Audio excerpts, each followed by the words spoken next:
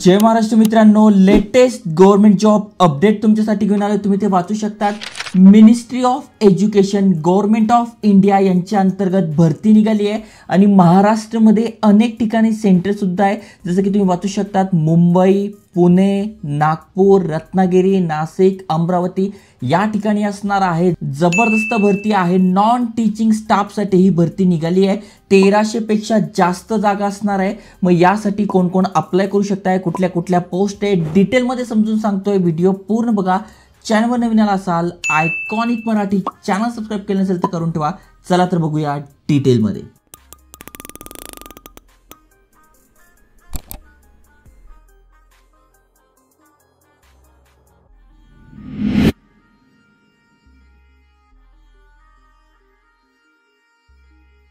तर मित्रांनो, नवोदय विद्यालय समिती यांच्यातर्फे भरती निघाली आहे, जे की ministry of education government of India यांच्या अंतर्गत येतो. ऑल ओव्हर इंडियामध्ये यांच्या ब्रांचेस आहे.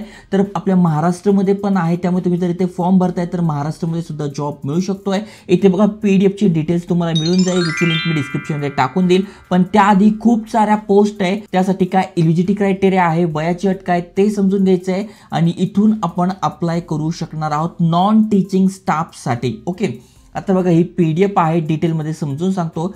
खाली स्क्रोल केल्यानंतर तुम्हाला इथे बघा वेगवेगळ्या पोस्ट आहेत, त्यानुसार वॅकन्सी दिसून जाईल. मग तुम्ही कुठल्या कॅटेगरीत आहात त्यानुसार तुम्ही बघू शकताय. मग बघा, पहिलं फिमेल स्टाफ नर्स आहे. ग्रुप बी साठी 121 जागा आहे. कॅटेगरीनुसार तुम्ही बघू शकताय. त्यानंतर असिस्टंट सेक्शन ऑफिसर ग्रुप बी साठी 5 जागा आहे. त्यानंतर ऑडिट असिस्टंटसाठी 12 जागा आहे. ज्युनियर ट्रान्सलेशन ऑफिसरसाठी 4 जागा आहे. लीगल असिस्टंटसाठी 1 जागा आहे. स्टेनोग्राफरसाठी 23 आहे. कम्प्युटर ऑपरेटरसाठी 2 आहे. त्याच्यानंतर केटरिंग सर्व्हिसेससाठी 78 जागा आहे. ज्युनियर असिस्टंटसाठी 21 जागा आहे. त्यानंतर सगळ्यात जास्त जागा आहे ज्युनियर असिस्टंटसाठी 360 जागा आहे. त्यानंतर इलेक्ट्रिशियन कम प्लंबरसाठी 3 जागा आहे. लॅब असिस्टंटसाठी 161 जागा आहे. मेस हेल्परसाठी सगळ्यात जास्त जागा आहे, जे की ग्रुप सी ची पोस्ट येते, 442 जागा आहे. मल्टीटास्किंग स्टाफसाठी 19 जागा आहे. त्यामुळे तुमचं शिक्षण झालेलं आहे तर तुम्ही नक्की इथे अप्लाय करू शकताय. आता यासाठी काय एलिजिबिलिटी क्रायटेरिया ते बघून घ्या. तुम्ही जर कास्टमध्ये असाल किंवा PWBD मधून येत असाल तर तुमच्यासाठी पण इथे राखीव जागा आहेत. आता पहिली जी पोस्ट आहे त्यासाठी इथे बघा सॅलरी किती जाते, 44,000 रुपयांपासून 1,42,000 रुपयांपर्यंत सॅलरी जाते. अप्पर एज लिमिट 35 आहे. मग यासाठी BSc नर्सिंग तुमचं झालेलं आहे, अप्लाय करू शकताय. इथे तुम्हाला डिटेलमध्ये बघायला मिळेल. ओके, आता यासाठी तुम्हाला रिजनल लँग्वेज आली पाहिजे. म्हणजे तुमचा जर महाराष्ट्रात जॉब लागतोय तर मराठी आली पाहिजे, इतर राज्यात लागते तर हिंदी आली पाहिजे आणि इंग्लिश आली पाहिजे, असं इथे दिलेलं आहे. ओके, त्यानंतर दुसरी जी पोस्ट आहे त्यासाठी पण 35,000 रुपयांपासून 1,12,000 रुपयांपर्यंत जातो. 23 ते 33 तुमचं एज लिमिट आहे, तुम्ही अप्लाय करू शकताय. बॅचलर डिग्री तुमच्याकडे पाहिजे आहे आणि इथे बघा एक्सपिरियन्स मागितलेला आहे या पोस्टसाठी. बाकीच्या सगळ्याच पोस्टसाठी एक्सपिरियन्स नसला तरी चालणार आहे. जसं की बघा, ऑडिट असिस्टंटसाठी तुम्ही अप्लाय करताय तर फक्त BCom तुमचं झालेलं आहे आणि ते 3 वर्षाचा एक्सपिरियन्स मागितलेला आहे. खाली स्क्रोल तुम्हाला करायचं आहे.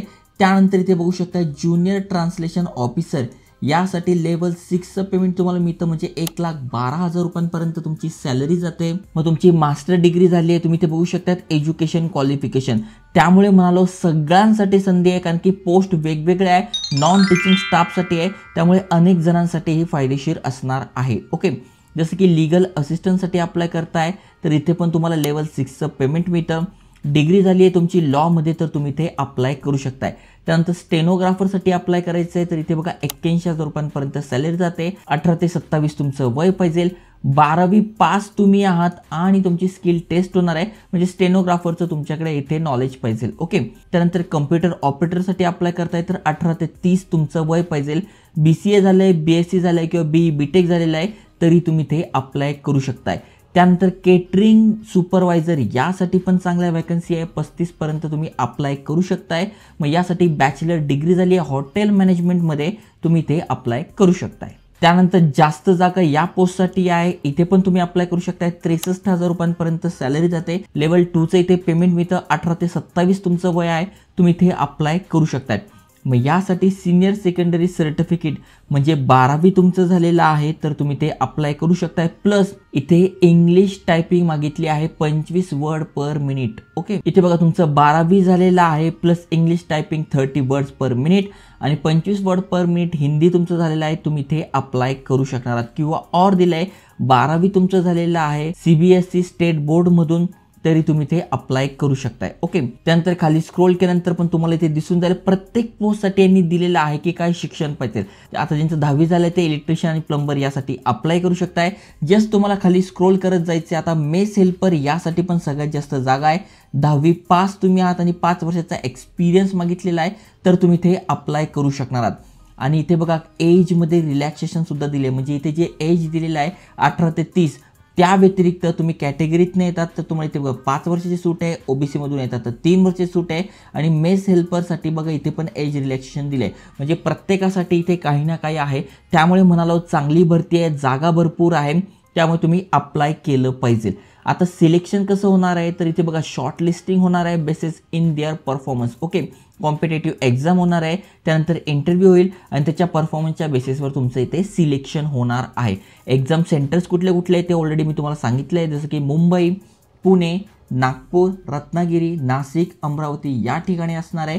आणि ऑल ओव्हर इंडियामध्ये पण आहे, त्यामुळे तुम्ही बाकीच्या ठिकाणी असाल तर तिथूनही तुम्ही अप्लाय करू शकताय, ते सेंटर तुम्ही सिलेक्ट करू शकताय. आता यासाठी एक्झाम कशी असणार आहे तर प्रत्येक पोस्टनुसार इथे वेगवेगळी एक्झाम आहे. जसं की फिमेल स्टाफ नर्ससाठी अशा प्रकारे एक्झाम होणार आहे, त्याच्यानंतर असिस्टंटसाठी कशा प्रकारे होणार आहे, सगळ्यांसाठी वेगवेगळं आहे. त्यामुळे तुम्हाला सिलेक्ट करून घ्यायचं आहे की तुमचं एज्युकेशन काय झालं आहे, त्यामध्ये तुम्ही जर फिट बसत असाल तर ती पोस्ट तुम्हाला सिलेक्ट करून घ्यायची आहे. थोडक्यात तुम्ही जर कम्प्युटर ऑपरेटरसाठी करताय तर तिथे तुमचं वय बसतंय का ते बघून घ्यायचं आहे.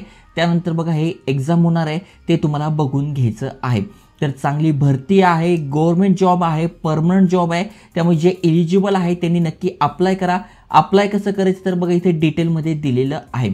आणि फी किती असणार आहे त्याबद्दल पण दिलं आहे, म्हणजे 500 रुपये इथे फी असणार आहे. ओके, इथे बघू शकतात फिमेल स्टाफ नर्ससाठी इथे 1500 रुपयांपर्यंत फी जाते, SC ST PWBD साठी 500 रुपये जाते. ओके, आणि बाकीच्या सगळ्यांसाठी इथे 1000 रुपये फी जाते आणि बाकीच्यांसाठी 500 रुपये इथे फी आहे. अप्लाय कसं करायचं तर बघा ही यांची ऑफिशियल वेबसाईट आहे, यावर आपल्याला फॉर्म भरून घ्यायचा आहे. म्हणजे सगळ्यात आधी तुमचा ॲप्लिकेशन नंबर, ऑलरेडी तुम्ही अकाउंट क्रिएट केला असेल तर, नसेल तर इथे बघा दिलं आहे न्यू कॅन्डिडेट रजिस्टर हिअर, यावर क्लिक करून तुम्हाला नवीन इथे रजिस्ट्रेशन करून घ्यायचं आहे आणि अप्लाय करू शकताय. फक्त 3च टप्प्यात तुम्ही फॉर्म भरू शकताय.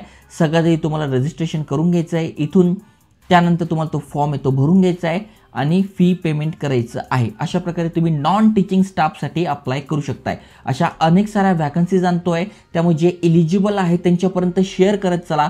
जय हिंद, जय महाराष्ट्र.